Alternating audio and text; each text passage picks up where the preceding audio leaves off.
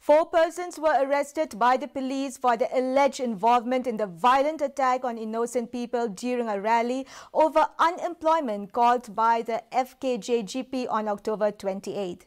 In a press statement, East Khasi Hills SP S. Nongtaner said after identifying the culprits, police conducted several raids on the intervening night on November 2nd and November 3rd in East Khasi Hills and Riboy and arrested 4 persons directly involved in the assaults while others have fled to evade arrest. He said that the arrested persons will be produced in court in connection with the cases registered in Lamkra Police Station and Sadar Police Station.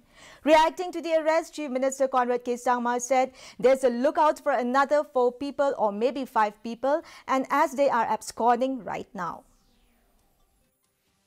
And these are people who have been identified based on videography, and these are people who were involved in the violence. As I had mentioned last time that we had seen that there was a certain group of people, very small group of few people who were actually involved in this violent activity, and hence the search is on, and as I had mentioned earlier that based on law necessary action will be taken.